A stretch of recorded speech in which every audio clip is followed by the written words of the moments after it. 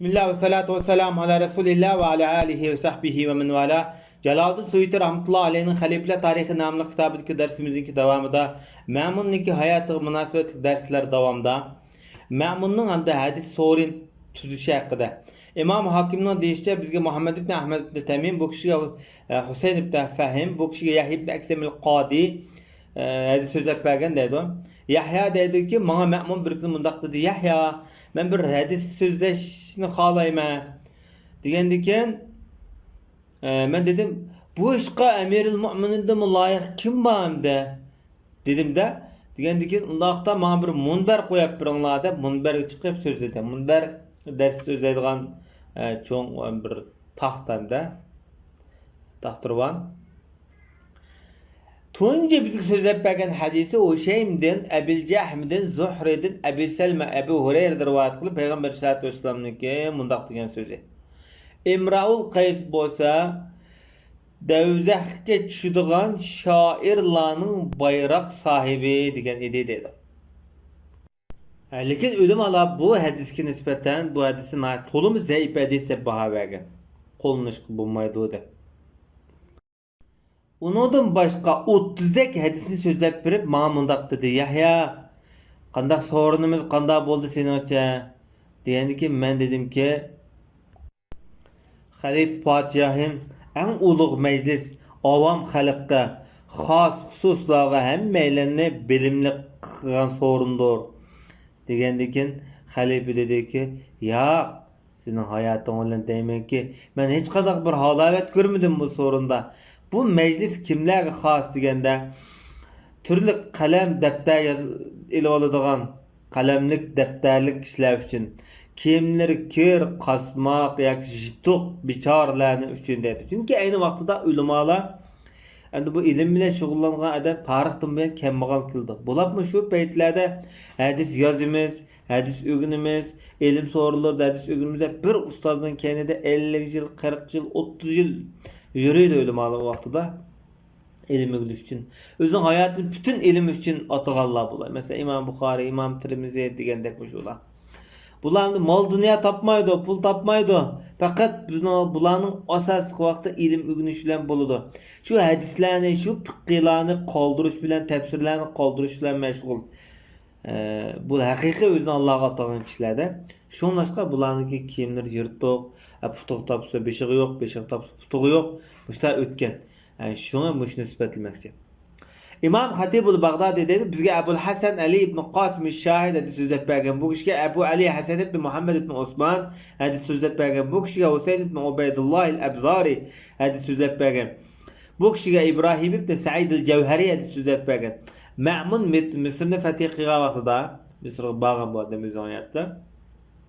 Onunla deptide çünkü şu anda bir topulan yüz bergen. Şu topulanı Me'mun besik tuğanımda. Bir adam deptide elhamdülillah emiril mu'minin düşmanınız ne hakikaten bunun şerrinden yamanlıqdan saklandınız. Sizge bütün Irak, bütün Şam, bütün Mısır sizge boysun de siz peygamberimizin tağısının oğlusiz. Dep hem de bu yerde bir teselli biriş hem bir huşamet var bu sözde. Degendikin bu kişi dep vay sana mening bir qissatim qoldi sen onu bayon qilmading. U bo'lsa-mu bir sorunda o'ttasam defter qalam tutgan bir odamni kelib shular desa bir odamning zikrini bayon qilsam faloni pistanada so'zlab berdi deb isnatliq desam demakchida. Allah sizden razı olsun desa men deymanki bizge iki Hammad hadis sözlep berdi desem. Bularning birisi mesela Hammad ibn Selme, birisi Hammad ibn Zeyd. Bular şu devirdeki en büyük ulamalardan, hadis muhaddislerden. Bu işgeylen dedi, bizge sabit ibn Bunani Enes ibn Malik'ten hadis sözlep berdi desem. Hakikaten Peygamber aleyhissalatu vesselam mundaq degan edi.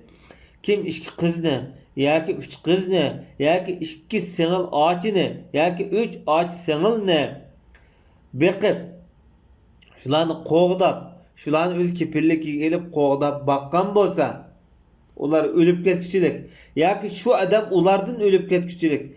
Men u odam bilan jannatda mushundaq bo'laman deb ko'rsatkich barmoq bilan ma o 5 maldaq barmaqni bunda işaret qilgan edi dedi. Demek Ma'mun müşta hadislerini sözlü varsa sorularda bu bir xuşal olduğan bir xislet iken bu. Bu Ma'mun'daki ne kadar bu ilmi boğan, hadis boğan bir yer ismellikке çıkıvatı bu işte. Yani Hatibul Baghdadi dedi. Bu haberde nayet iğir bir hatalık var. Çünkü Ma'mun bunu işki Hammad'ın birisinden rivayet kılgan bolsa mümkün. Ya Hammad ibn Salim ya Hammad ibn Zeyd mesela.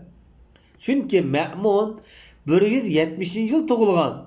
Hammad ibn Salim'e Ma'mun tug'ilishdan 3 yıl burun 67 yılı 67 yılı ölüp ketken.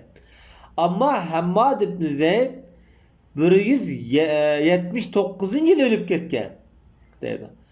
Demek Ayşe Hammad'daki birisi bo'lishi mumkin deb Ma'munning rivoyat qilgan hadisiga qarata o'zining e'tirozini bildiryapti bu yerda.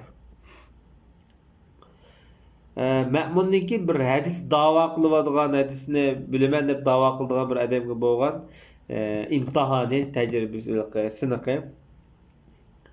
İmam Hakim deydi bizga Muhammed ibn Yaqub ibn İsmail Hafiz hadis so'zlab bergan. Bu adamga Muhammed ibn İshaq Saqafi, bu adamga Muhammed ibn Sahl ibn Askar hadis so'zlab berib bu kishi deydi Ma'mun bir kuni azo aytish uchun turdida biz oldida turatdik. Bir yat bir adam kelib qoldida qo'lida nima bor qalam bor da dediki Emirul Mu'minin men bir hadis sahibi dedi. Yani men bir hadis biladigan odamman. Mesela yo'l uzuk bo'lib qolgan ya yo'lda misal bir musafir bo'lib qoldim deganda ekanda. Ma'mun dediki ondaqda hadis babida palani babda qaysi hadisni bilsa desa bu jim to'li binas diyamdi. Ma'mun dedi bizga o'sha bizga Hajjaj bizga faloni deb shu babdagi hadislarning hammani o'z peti deb berdi. Anda yana bir ikinci babni so'radi. O jihatdimi bu adam bu hadisni bilmaydigan bu da'vogar binas demedi bu yerda. Ma'mun o'zi javob berdi. Ondan o'zining yoranlariga qarab Ma'mun bu adamlar 3 kun hadis o'rganib qo'yib hayotida. Men hadisni bilaman, men muhaddis deyoladi deb aybligan. Ondan bu odamga 3 dinar beringlar deb shunaqa degan. Endi bir qavmning, bir millatning rahbari ularning xizmatkori degan so'z haqida. İbn Asakir deydi bizga Muhammed ibn İbrahim al-G'azzi yoki G'uzzi deyishdim bu arablar shu O'g'iz qabilasini ayni vaqtida G'uzzi deb ataydi. Balki bu turk bo'lishi mumkin. Bizga Abu Bakr Muhammad ibn Ismail as-Sarr at-Taqlisi bu odamga Abu Abdurrahman as-Sulami Sulamiga deydi Sulami menga Ubaydullah ibn Muhammad Zad al-Ukbari hadis so'zlab bergan dedi. Bu adamga Abdullah ibn Muhammad ibn Musabbih, bu adamga Muhammad ibn Mughallis, bu adamga Muhammad ibn Sarr al-Qantari, bu kishiga Ali ibn Ubaydullah hadis so'zlab bergan. Bu adam deydi Yahya ibn Aksam mundaq deydi. Bu Ma'munning davridagi qozida hamda. Bir kuni Ma'munning huzurida qo'nib qoldim. Yerim kechida men ussab ketib, o'g'inib ketdim-da, u ham bu yon o'rilib baqdim. Shuning bilan xalifa dediki, Yahya nima bo'ldi debdi ussab ketdim desam, uxlayotgan joyidan qopab, menga bir ko'z suv keltirdi. Dedim men Amirul Mu'minin xizmat chaqirib, ya bir quldim bizni chaqirib, qisir bo'lmamdi desam, yo'q, menga dadasidan cho'ng dadasidan Uqbat ibn Amirdan hadis bayon qilib payg'ambar alayhisolatu vasallamniki mundaq deganligini degan. Bir qavmning yoki bir millatning rahbari degan shu qavmniki xizmatchisidir degan edi dedi. O'zi xalifa bu Yahya ibn Aksam o'zining puhrosi bo'ldi bu yerda. Demak Ma'mun yana hadisga xili yaxshi e'tiborli bilan muomala qilganlik chiqib turdi bunda. Hatibul Baghdadi deydi yani bizga Hasan ibn Osman al-Vaiz, bu kishiga Ja'far ibn Muhammad ibn Ahmad ibn Hukm al-Wasiti, bu kishi menga Ahmad ibn Hasan Kisai, bu kishi deydi bizga Sulaymon ibn Fazl al-Nahrawani, bizga Yahya ibn Aksam qazisi hadis so'zlab bergan deb ashuna o'xshash bir mazmunni bayon qilgan, lekin o'xshamaydigan yeri Yahid Məqsəm deyən ki, bana Reşit sözləb bəgən, bana Mehdi. Bu kişi dedi bana Mansur dadısıdın. İkrime Abdullah ibn Abbas'ın şagirdi. Abdullah ibn Abbas'tın. Abdullah ibn Abbas dedi bana Cerir ibn Abdullah el-Beceli. Bu müsahabe. Hadis sözləb bəgən idi. Peygamber Aleyhisselatü Vesselam'ın mundaq deganligini anlagan edim. Bir kavmның, bir milletning rəhbəri ularning çakırıdır, hizmetkarıdır deb mani başqa bir sanat bilan bayon qilib o'tgan dedi. İbn Asakir yana deydi o. İbn Asakir dağlıq tarixçi. Bu adamınki Tarixi Demişq namlı 80 tomlik kitabı var. Bizge Ebul Hasan Ali ibn Ahmed, bu kişiye Qazi Ebul Muzaffer Hannad ibn İbrahim'in Nesefi. Yani Nesefi yazır, Semerkantlik adam bu. Bu adam neydi? Bizge Muhammed ibn Ahmed ibn Muhammed ibn Süleyman el-Guncar. Guncar Bukhara'nınki bir yezisi. Bu adam neydi? Bizge Ebu Ahmed Ali ibn Muhammed ibn Abdullah el-Mervazi. Haber vergen dedi. Mervez Türkmenistanlı. Bu adam neydi? Bizge Abul Abbas İsa ibn Muhammed ibn İsa ibn Abdurrahman el-Katib debbergen dedi. Söz debbergen dedi. Katib dedi bana Muhammed ibn Kudamet ibn İsmail sahibun Nedir Şümeyl. Bu kişi söz debbergen dedi. Nuzar diyen kişinin Nedir diyen kişinin dostu. Bu kişi dedi bizge Ebu Huzeyfetul Bukhari hadi söz debbergen idi dedi. Buların köpürlülere Türk diyar diye şıkallı iken Maravi'la namisi. Bu adam diyenden de bu Huzeyfetul Bukhari Padişah Halife Ma'mun'un dadısıdın, çoğun dadısıdın Abdullah ibn Abbas'ın Peygamber Aleyhisselatü Vesselam'da rivayet kılıp mundaq deganligini anlagan edim. Bir kavmның Mevlası, Gocidarı şulanın cümlesindir degan edi dedi. Yani demek ki bu şu kavmninki rəhbəri, yani şulanın içindeki kişilerge tәbə, yani şularga köyünüşüne teşebbüs kılıngan mezmundaki hadisge. Hem de Muhammed ibn Kudame deydi. Ma'munga şu haber yetipdi ki Ebu Huzeyfe şu hadisini Ma'mun'da hadis sözler başkalar deppirip atkallıqını anlaptı da Ma'mun. Şimdi onlar buna 10 bin dirhem pul verip bergen dedi. Bu xuşal bolganda çünkü bunun izi kalıdı, ismi kalıdı. Yani sadık cariye olap kalıdı bunun elime müstahakatqa vaqtida. Şunu xursan bolgan boluşu mümkün. Endi Ma'mun'ninki zamanıda Abbas'ның ballarını sanap istatistik kılınğanda bular 33 bin nopusqa yetkenki adamga. Meyli er olamdı, meyli kızval olamdı. Muşu 200 yıl jarayonida. Yani demek ki bolğany Peygamber Aleyhisselatü Vesselam'ınki tağısı Abbas'ның balları nevri çevre taqılıp 200 yıl içinde bir Abbas'tan taqılgan nopus 200 minga yetkenge. Qaranglar. Bir adamның nopusu 200 yılda 33 minga yetse mesela 1000 yılda 1500 yılda qanchalik bo'lib ketadi? Bularni bo'pti. Bular padişah cemaatidan, xon cemaatidan bularninki dedekleri boludu, çörleri boludu, xotinni 3'ten 4'ten alıdı deyle.